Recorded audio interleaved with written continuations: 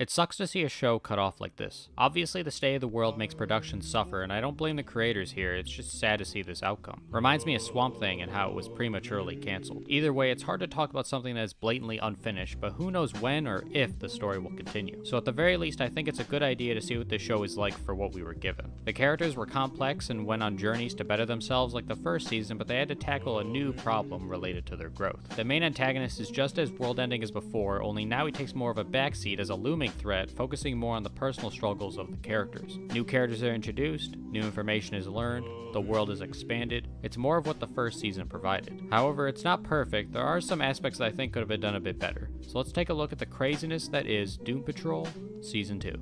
There's not much I can speak on for the core themes of the show that did not exist in the first season, which is a good thing that the quality isn't any lower than the bar they set for themselves. Each character has their own stories going on, with all of them needing to pull themselves together to tackle a world-ending threat. In the end, the plot is a bit similar to the first season, but the ending conflict is more in the background rather than the driving force for the characters in the story. Each character instead focuses on their own internal conflicts with things from their past. I particularly like Larry's story, just like it did from Season 1, with him trying to come to terms with how, in many ways, he failed his children. The first season was him confronting his sexuality and how that dynamic affected his life. The second season shifts over to how, through all the struggles Larry was going through, he ended up neglecting his sons and kinda left them for all these years, which makes the betrayal of his sons so much more impactful because you can see the pain he feels when having to see his long-lost father. I also really like Cyborg's conflict with how what he perceives as good and evil when he meets a more morally gray character that he falls in love with. The characters all have some personal journey that is interesting to follow. However, one negative I have for this season is everything just kind of feels disjointed. For most of the season, the characters are dealing with problems either by themselves or with one other person, and the overarching plot that is being presented isn't given much attention. So when there were times when the character-driven stories were halted because of the chief's daughter Dorothy, there were times where I was waiting for it to end and just didn't care. It's not that it's bad, just the way the story almost has two separate halves to it just makes it not as satisfying. But something else in the show I really liked was how much more we get to learn and see from each of the different characters. Larry's interactions with the woman from space, who also has a spirit creature inside of her, were great to see. To have someone with a different perspective on the same situation is great to contrast the only spirit-related experience we've gotten so far. Jane's storyline is interesting with how the other personalities are starting to heavily conflict with her because of her actions. All the characters have very personal stories that they go through, and none of them felt bad at all. I was interested to see them develop and go through it. Obviously, the true finale wasn't shown off, but I do kind of worry that the show was planning on leaving itself on a huge cliffhanger regardless. To tie up all the introduced loose ends, they would need to defeat Candlemaker, find a way to stop Cyborg's love interest, Cliff either going to his daughter's wedding or talking with her in general, and Jane confronting the conflict with the Underground. That's a lot of things to cover, and I think it's expected that at least some of those plots would either be unresolved or resolved poorly. One weird aspect of Season 2 I kept thinking was it kind of felt like another Season 1 almost. It's another world-ending plot, the characters are all going through another personal struggle, the journey to the final conflict is less direct compared to Season 1. Also, personally, I think Candlemaker being the main antagonist was kind of uninteresting, like for the whole story. Mr. Nobody in Season 1 had so much presence. He was the narrator, he had so much power over the other characters no matter where they went, and he had an interesting backstory and motivation. Put all of that together with his amazing fourth wall-breaking jokes and personality, you get a very memorable villain. But Candlemaker isn't all that memorable. He's kind of just a monster threat that doesn't really matter to me all that much. In writing, you don't need to have an extremely complex villain for them to be good, but at bare minimum they should have an interesting or important role in the story, along with having something about them that draws your attention. Candlemaker doesn't really have much of that, unfortunately. The girl Cyborg falls in love with, Ronnie Evers, as an antagonist at least had an interesting backstory and motivation for why she wants revenge. And the conflict Vic has over what she said to him and whether or not he's willing to stop her just was more compelling compared to Candlemaker. More importantly for this story, it's not that Candlemaker is the antagonist per se, but that Dorothy, the chief's daughter, is a danger with her latent potential to bring Candlemaker into the world. I just felt like the focus on Dorothy and Candlemaker was not as strong as the focus on Mr. Nobody from Season 1. Doom Patrol Season 2 was an interesting one. It had lots of strong character moments and fun moments of world building, but the more I think about it, the more it seems not as great as Season 1. The driving force of the plot was less interesting overall, some characters had a lot less to do for most of the story, and Candlemaker feels like a small part of the story rather than a focus. But maybe in the future when we get the real ending to Season 2, I'll have a different opinion. If you enjoyed, check out the playlist for more videos like this one. Let me know what you thought of the season in the comments below. I hope to see you next time.